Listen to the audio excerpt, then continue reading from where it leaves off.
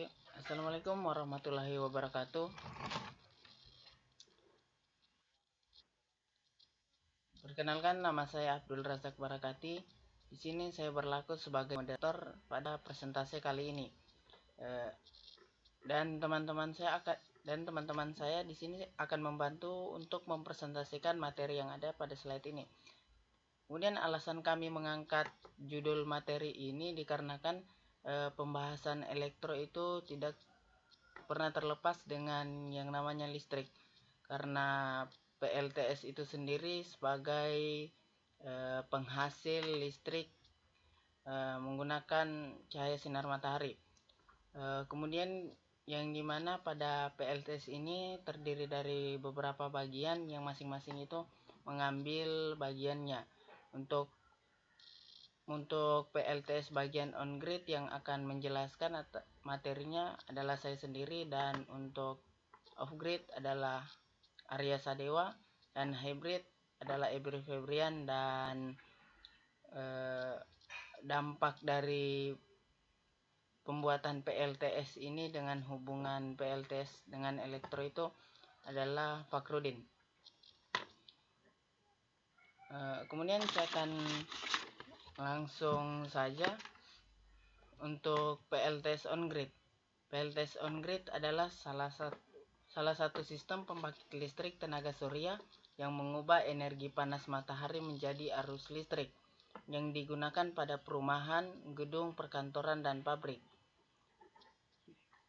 Kemudian yang selanjutnya, on grid ini yang biasa disebut dengan PV, yang dimana dipasang bagian atas atap rumah atau gedung atau perkantoran yang diterima langsung dan kemudian dikonversikan menjadi arus DC. Dari arus DC ini kemudian dimasukkan melalui inverter, kemudian diubah lagi menjadi arus AC dan digunakan di setiap rumah atau barang elektronik, dan disinkronasikan dengan arus listrik dari PLN. Digunakan ketika energi yang dihasilkan oleh matahari berlebihan dari pemakaiannya, maka bisa langsung dijual atau dialirkan dari PLN. Jadi untuk on grid ini apabila hasil dari penghasilan listrik dari panel suryanya itu sudah berlebihan atau mencukupi di dalam rumah tersebut, itu dia akan menjualnya ke PLN atau dialirkan. Kemudian untuk manfaat PLTS on grid itu ada beberapa bagian. Yang pertama, membantu menekan biaya listrik dari PLN. Yang kedua, semakin besar biaya PLN maka semakin besar biaya penghematan dilakukan. Yang ketiga, tidak membutuhkan baterai sebagai penampung, dan apabila kelebihan maka energi akan dialirkan ke PLN langsung. Seperti tadi bahwa apabila sumber listrik itu sudah memenuhi di dalam rumah tersebut, maka itu arus listriknya itu akan langsung dialirkan ke PLN. Kemudian untuk PLTS on grid dari saya sekian. Untuk PLTS off grid dilanjutkan oleh Arya Sadewa. Baik, terima kasih atas kesempatan yang diberikan. Di sini saya akan melanjutkan pemaparan materi mengenai PLTS off grid, yang dimana off grid yang berarti tidak terhubung ke jaringan listrik dan membutuhkan penyimpanan baterai.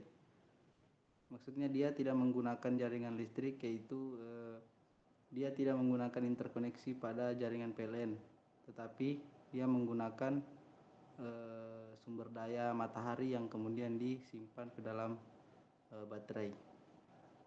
Kemudian kekurangan sistem PLTS off grid. Bahan off grid ini harus membutuhkan penyimpanan energi baterai. Akan tetapi biaya baterai sekarang ini sangat tinggi, dan inverter sistem off grid jauh lebih mahal daripada sistem on grid. Kemudian Sistem off grid untuk rumah. Yang pertama, tidak terhubung jaringan listrik. Yang berarti kita tidak ada tidak terhubung jaringan listrik, berarti kita tidak menggunakan sumber daya dari PLN.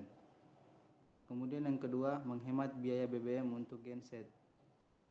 Ini menghemat biaya BBM untuk genset karena kita tidak menggunakan generator, tetapi menggunakan sumber daya matahari yang dikonversikan menjadi arus listrik untuk menghidupkan barang-barang elektronik di rumah kita. Kemudian yang ketiga, turut menjaga lingkungan yang bersih dari polusi. Karena tidak adanya pembakaran BBM, tidak menggunakan genset atau generator lainnya, jadi kita tidak ada menciptakan polusi. Kemudian yang keempat, tidak tergantung dari tingginya biaya genset. Yang kelima, menghemat biaya interkoneksi jaringan di daerah terpencil. Maksudnya yaitu menghemat biaya interkoneksi karena kita tidak menggunakan sumber daya dari PLN. Jadi kita tidak menggunakan kabel untuk menghubungkan dari daerah-daerah perkotaan ke desa terpencil. Kemudian yang terakhir, solusi backup yang handal untuk saat listrik mati. Maksudnya di sini ketika Anda menggunakan listrik dan juga menggunakan sistem off grid untuk rumah Anda, ketika listrik dari sumber PLN mati, maka sistem off grid ini akan berfungsi untuk menggantikan sumber daya dari PLN yang akan menyalakan perangkat-perangkat elektronik di rumah Anda. Baik, untuk pemaparan di sistem off grid PLTS ini cukup sampai di sini. Kemudian untuk selanjutnya saya lanjutkan kepada saudara Ibu Febrian. Terima kasih. Baik, terima kasih. Saya akan melanjutkan paparan materi yaitu tentang PLTS hybrid. PLTS hybrid ini adalah pembangkit listrik yang menggabungkan sumber energi tenaga surya dengan sumber yang lainnya.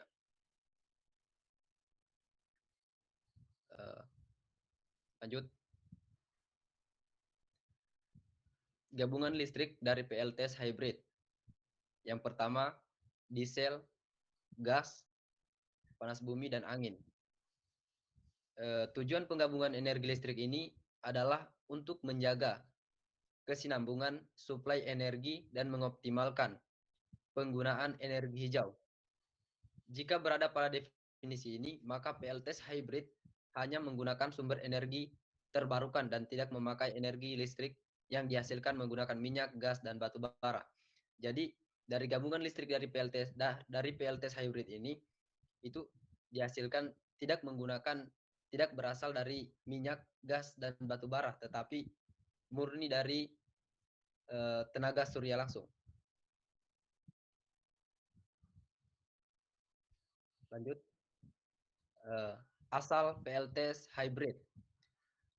Keunggulan sistem on-grid yang terhubung PLN dan keunggulan off-grid yang bisa menyimpan daya ke baterai kemudian digabungkan menjadi satu sistem yang disebut dengan PLTS hybrid. Jadi PLTS hybrid ini berasal dari gabungan antara on-grid dan off-grid. Jadi langsung saja untuk kekurangan PLTS hybrid itu PLTS hybrid banyak diminati karena fleksibilitasnya dalam menggabungkan berbagai sumber energi. Namun konsekuensinya tentu saja soal biaya untuk membeli komponen. Jadi kekurangan PLTS hybrid ini pada biayanya. Kemudian skema PLTS hybrid. Kita bisa lihat di sini untuk skema PLTS hybridnya. Itu yang pertama ada panel surya, inverter, panel listrik, perangkat elektronik, meteran, baterai, jaringan listrik PLN. Lanjut. Kemudian kita lanjut di cara kerja PLTS hybrid. Jadi bisa kita lihat di sini ada yang pertama itu panel surya menangkap sinar. Yang kedua, inverter mengkonversi arus. Yang ketiga, mengalir ke baterai. Yang keempat, switchboard membagi daya. Yang kemudian yang kelima, mengalir ke elektronik. Yang keenam, mengimpor listrik. Jadi untuk penjelasannya ada di layar sini. Lanjut.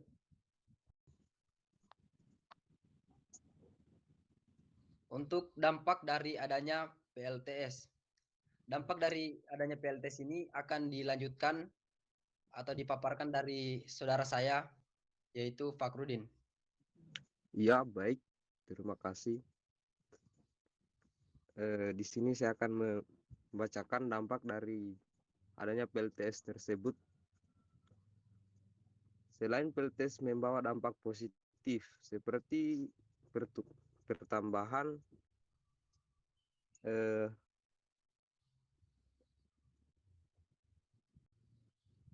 mohon maaf, saya ulang.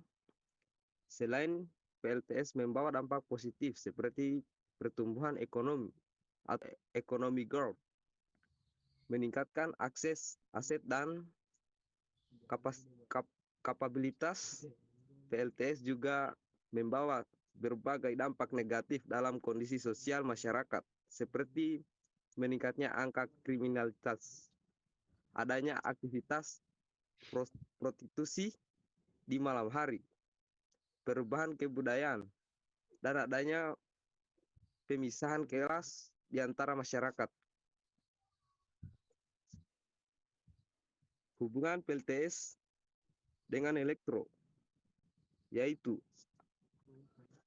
pada bagian panel surya, yang mana panel surya adalah alat yang dapat mengubah energi panas matahari menjadi energi listrik. Pada panel surya terdapat teknologi yang dapat mengonversi radiasi matahari, yakni teknologi fotovoltaik, dan energi listrik yang dihasilkan dapat disimpan ke baterai agar dapat digunakan ke perangkat elektronik lain sesuai kebutuhan rumah. Adalah kami menyadari bahwa dalam pemakaian PLTS ini dapat memudahkan masyarakat di bagian pedesaan dalam memperoleh sumber listrik dalam kehidupan sehari-hari. Baik. Jadi saya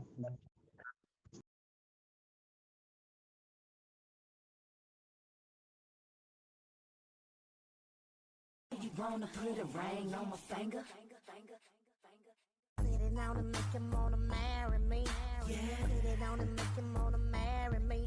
Yeah. Put it on and make him wanna marry me. Yeah. Put it on and make him put it on and make him put it on and make him wanna marry me. Yeah. Put it on and make him wanna marry me. Yeah. Put it on and make him wanna marry me. Yeah. Put it on and put it on. You know you wanna.